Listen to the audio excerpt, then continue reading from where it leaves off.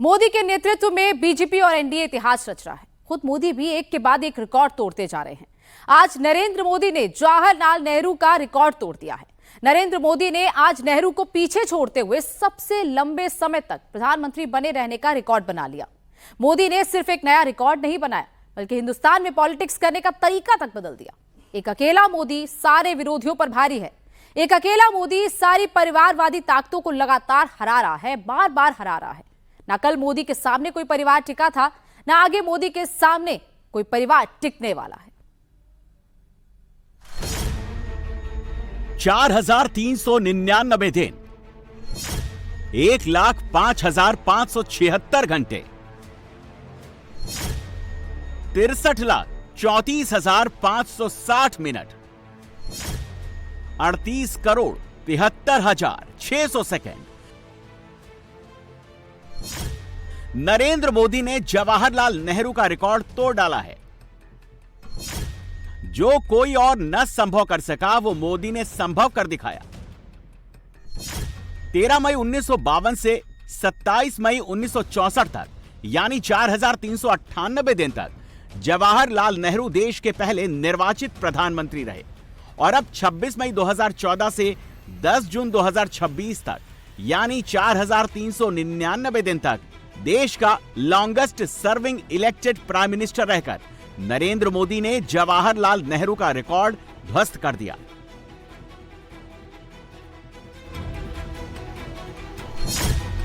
Calendar में 10 जून की तारीख आते ही नरेंद्र मोदी ने नया इतिहास रच दिया। मोदी लगातार 4,399 दिन तक निर्वाचित प्रधानमंत्री रहने वाले देश के पहले लीडर बन गए हैं। मैं नरेंद्र दामोदर दास मोदी ईश्वर की शपथ लेता हूं कि मैं विधि द्वारा स्थापित भारत के संविधान के प्रति सच्ची श्रद्धा और निष्ठा रखूंगा। मैं भारत की प्रभुता और अखंडता का अक्षुण्ण रखूंगा। मैं संघ के प्रधानमंत्री के रूप में अपने कर्तव्यों का श्रद्धापूर्वक और शुद्ध अंतःकरण से निर्वहन करूंगा। मैं नरेंद्र दामोदर दास मोदी ईश्वर की शपथ लेता हूं कि मैं विधि द्वारा स्थापित। नेहरू के बाद और मोदी से पहले देश को 13 प्रधानमंत्री मिले। गुलजारी लाल नंदा, लाल बहादुर शास्त्री, इंदिरा गांधी, मोरारजी देसाई, चौधरी चरण सिंह, राजीव गांधी, वीपी सिंह, चंद्रशेखर, पीवी नरसिम्हा राव, एचडी देवेगौड़ा, इंद्र कुमार गुजराल, अटल बिहारी वाजपेयी, मनमोहन सिंह, इन सब ने देश की कमान संभाली।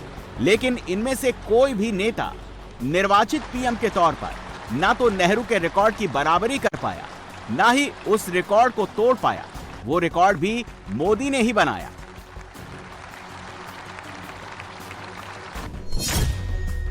नरेंद्र मोदी से पहले निर्वाचित पीएम के तौर पर पंडित नेहरू के बाद सबसे लंबा टेन्योर इंदिरा गांधी का था, जो लगातार 4,077 दिन तक देश की प्रधानमंत्री रहीं। लेकिन नरेंद्र मोदी ने इंदिरा गांधी का रिकॉर्ड 25 जुलाई 2025 को तोड़ दिया।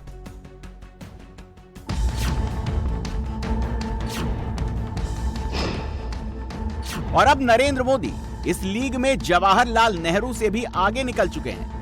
9 जून को मोदी ने नेहरू के 4,398 दिन की बराबरी की और 10 जून को मोदी 4,399 दिन के साथ देश के longest serving elected prime minister बन गए, सबसे आगे निकल गए।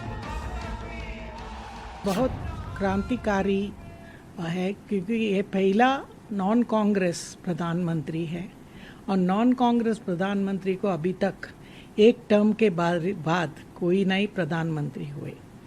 हमारे प्रधानमंत्री मोदी जी ने प्रूव किया कि वो सिर्फ इलेक्शंस नहीं जीतते हैं, वो एक क्रांतिकारी विजनरी है जो भारत की परराष्ट्र धोरणा और भारत की संस्कृति को आगे लेने के लिए बहुत महत्व दिया है।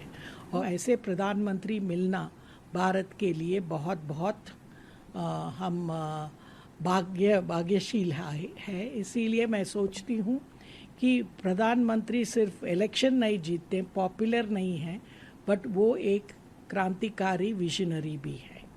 देखिए, ये कोई छोटी उपलब्धि नहीं है। पिछले 12 वर्षों से और उससे पहले मुख्यमंत्री के रूप में निरंतर जन सेवा में माननीय पीएम साहब लगे हुए हैं, बिना रुके, बिना थके, बिना कोई छुट्टी लिए।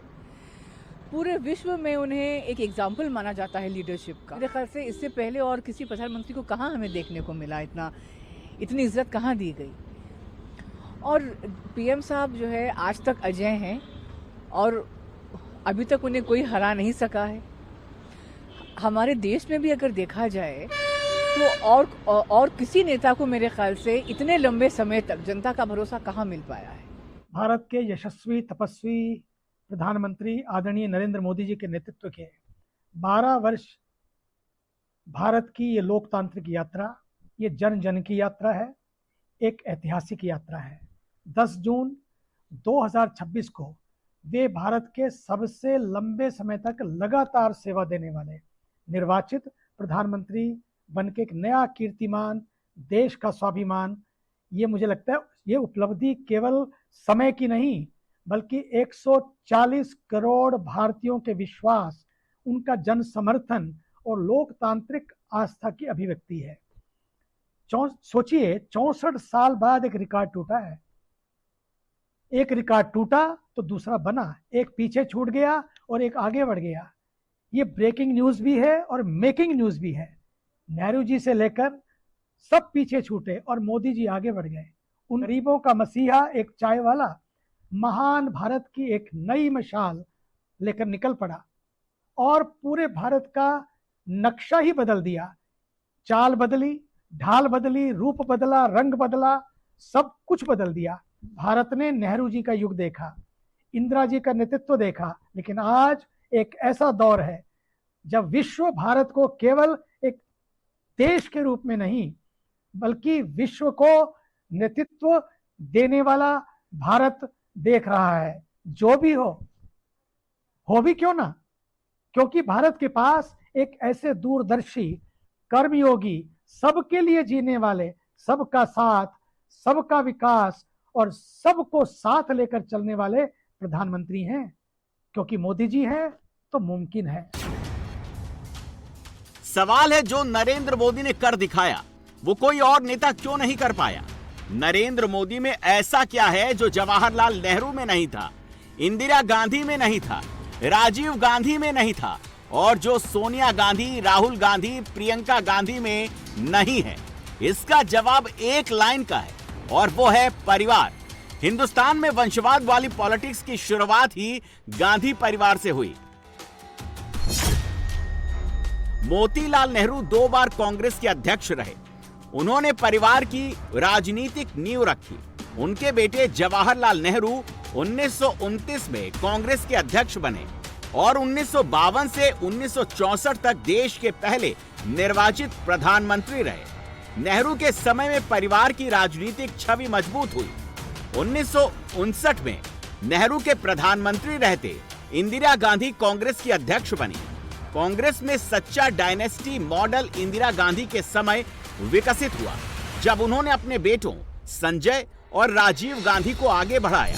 नेहरू गांधी परिवार की सत्ता का विस्तार मुख्य रूप से इंदिरा, राजीव, सोनिया, राहुल, प्रियंका तक हुआ। इस तरह देश की सियासत में परिवार और सरकार का खेल सालों तक चलता रहा। इंदिरा ने अपने बेटे संजय गांधी को राजनीतिक उत्तराधिकारी बनाने की कोशिश की। 1980 में संजय गांधी की मौत के बाद राजीव गांधी को राजनीति में लाया गया। इंदिरा गांधी की हत्या के बाद राजीव गांधी प्रधानमंत्री बने। राजीव गांधी की हत्या के बाद सोनिया गांधी 1998 में कांग्रेस की अध्यक्ष बनी और लगातार 20 साल तक उन्होंने कांग्रेस पार्टी का नेतृत्व किया। 2004 से 2014 तक यूपीए सरकार के दौरान सोनिया गांधी की सुपर पीएम की छवि बनी। 2017 में राहुल गांधी कांग्रेस के अध्यक्ष बने। वर्तमान में वो कांग्रेस का प्रमुख चेहरा और सांसद हैं। प्रियंका गांधी भी सक्रिय राजनीति में आई, पार्टी की महासचिव बनी, सांसद बनी। कुल मिलाकर गांधी परिवार के 3 सदस्य प्रधानमंत्री बने और दशकों तक कांग्रेस और देश की सियासत पर परिवार का ही नियंत्रण रहा। आजादी के बाद 50 से 55 साल गांधी परिवार ने सरकार पर प्रत्यक्ष या अप्रत्यक्ष नियंत्रण रखा। परिवार की इसी विरासत ने लोकतंत्र में मेरिट को कमजोर किया और देखते ही देखते परिवारवाद वाला ये मॉडल पूरे देश में फैल गया। कई क्षेत्रीय पार्टियों जैसे RJD, Samajwadi, NCP, Shivsena UBT, BSP और डीएमके में भी परिवारवाद मजबूत हुआ, परिवार हावी हुआ और आज तक हावी है। लोहिया जी का परिवार कहीं नजर आता है क्या? वो भी तो समाजवादी थे। जॉर्ज फर्नांडिस का परिवार नजर आता है क्या? वो भी समाजवाद थे। नीतीश बाबू हमारे साथ काम कर रहे हैं, वो भी तो समाजवादी हैं। परिवार कहीं नजर आता है क्या? ये समाजवादी लोग हैं। लेकिन ये लोग देखिए, पूरा परिवार, मुझे एक बार किसी ने चिट्ठी भेजी थी, मैं तो भूल गया आज।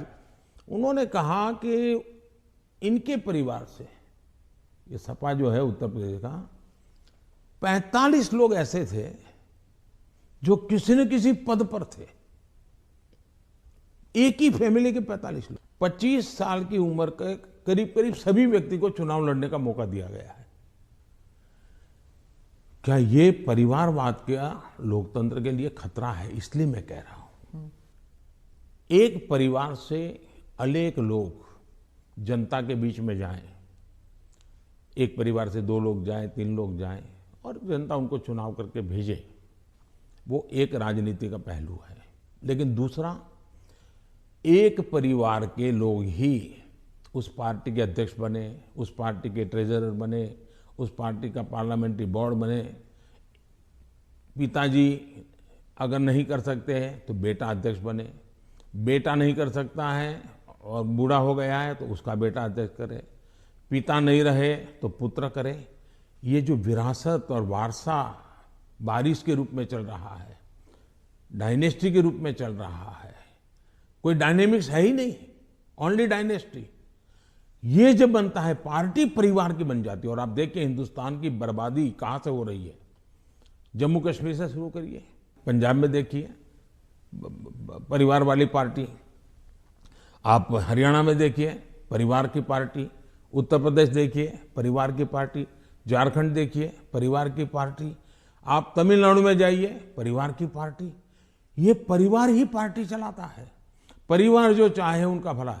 ये लोकतंत्र के लिए बहुत से बड़ा खतरा है। जब परिवारवादी राजनीति चलती है, परिवार ही सर्वोपरि होता है। परिवार को बचाओ, पार्टी बचे या न बचे, परिवार को बचाओ, देश बचे या न बचे, ये जब होता है तब सबसे पहले कैजुअलिटी कौन सी होती है? परिवारवादी राजनीति में कैजुअलिटी कौन सी होती है? बेटा जैसा भी होगा लेकिन वही अगला अध्यक्ष बनेगा। तब सबसे बड़ी कैजुअलिटी टैलेंट की होती है। लेकिन हिंदुस्तान की नेशनल पॉलिटिक्स में नरेंद्र मोदी की एंट्री के साथ ही पूरा का पूरा गेम चेंज हो गया।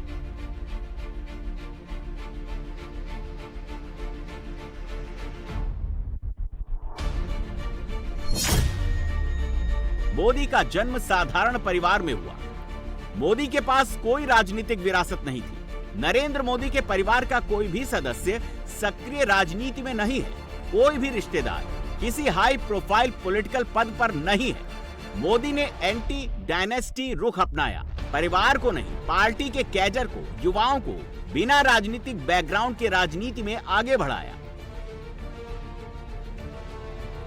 मोदी ने खुद को परिवारवाद के खिलाफ लड़ने वाला नेता बनाया। देश के लोगों की नजरों में मोदी की छवि सामान्य व्यक्ति से प्रधानमंत्री के पद तक पहुंचने वाले लीडर की बनी और मोदी विरोधियों की सालों साल से चली आ रही डायनेस्टिक पॉलिटिक्स धीरे धीरे करके एक राज्य से दूसरे राज्य और फिर नेशनल लेवल पर पॉलिटिक्स से गायब होती चली गई। उनका परिवार ही देश है। उनके लिए उनका परिवार ही देश है। मेरे लिए मेरा देश ही मेरा परिवार है। कमाने के लिए मेरे पास सिर्फ और सिर्फ आपके आशीर्वाद है, आपका प्यार है, आपका विश्वास है। मैं भाइयों बहनों कुर्सी के लिए पैदा नहीं हुआ। मेरे देशवासियों,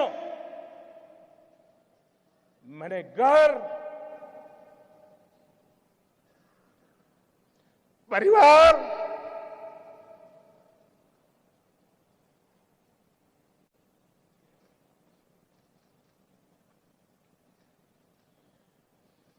सब कुछ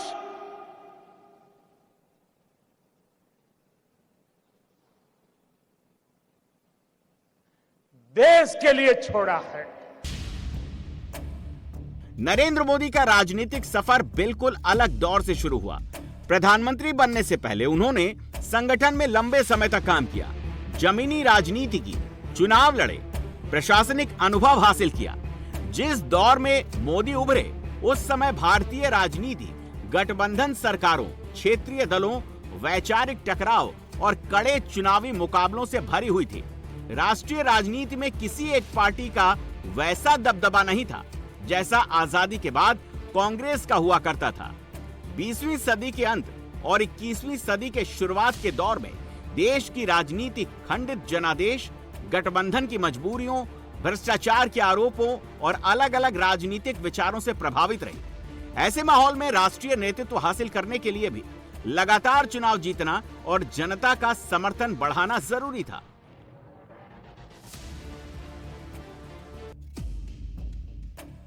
और ये काम नरेंद्र मोदी ने अपनी लोकप्रियता के दम पर मुमकिन किया।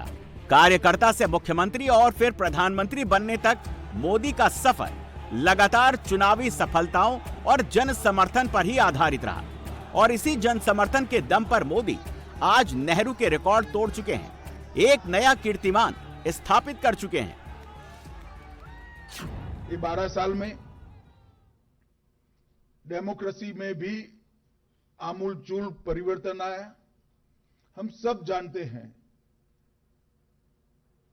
कि हमारी लोकतांत्रिक व्यवस्था में परिवार और जाति और भ्रष्टाचार ऐसे नासूर बने थे कि सब लोग इसके साथ जीने की आदत डाल दिए थे। नरेंद्र मोदी जी ने हमारी डेमोक्रेसी में एक मूलभूत परिवर्तन किया। परिवार की पॉलिटिक्स की जगह, जाति की पॉलिटिक्स की जगह, भ्रष्टाचार से कमाए हुए पैसों के प्रभाव वाली पॉलिटिक्स की जगह परफॉर्मेंस की पॉलिटिक्स का योग किया। और इसके कारण अनेक राज्यों में बार बार चुनने वाली सरकारें आई, स्थिरता आई। प्रधानमंत्री श्रीमान नरेंद्र मोदी जी ने इन 12 वर्षों में एक क्षण भी विश्राम नहीं किया। जनता का काम ही उनके लिए रामकाज है। रामकाज कीने बिना मोही कहां विश्राम। सामान्य आदमी दिन और रात इतनी मेहनत नहीं कर सकता। वो सुपर ह्यूमन है। महर्षि अरविंद जी ने जो कल्पना की थी अति मानव, वो अति मानव सुपर ह्यूमन है। दिन रात बिना विश्राम किए, बिना थके, बिना रुके वो देश और देश की जनता की सेवा में लगे हैं। भारत के लिए भगवान का वरदान है नरेंद्र मोदी। वो विकास पुरुष हैं।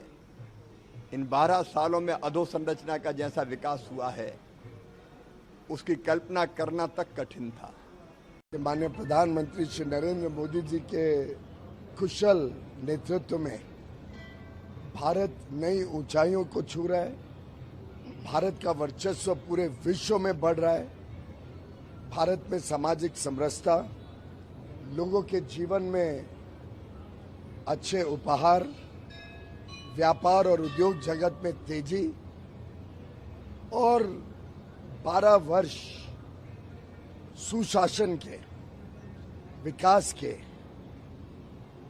और देश को अपनी विरासत को और आगे बढ़ाने के लिए जो माननीय प्रधानमंत्री जी के नेतृत्व में हम सब ने देखे हैं।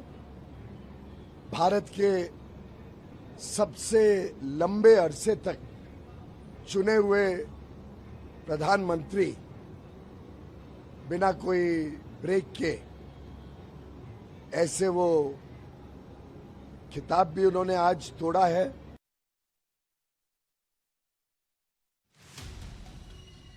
हिंदुस्तान में लोकतंत्र तो हमेशा से था, लेकिन नरेंद्र मोदी से पहले परिवारवाद इस लोकतंत्र पर हावी था। मोदी के आने के बाद सब बदल गया। 2014 से 2026 तक के आंकड़े इस बात की पुष्टि करते हैं। कांग्रेस पार्टी 2014, 2019, 2024 में हारी। 2014 से लेकर 2026 तक कांग्रेस 58 राज्यों के चुनाव हार चुकी है। समाजवादी पार्टी यूपी में 2017 का चुनाव हारी, 2022 का चुनाव हारी। एनसीपी शरद पवार को 2014, 2019, 2024 में महाराष्ट्र में झटका लगा।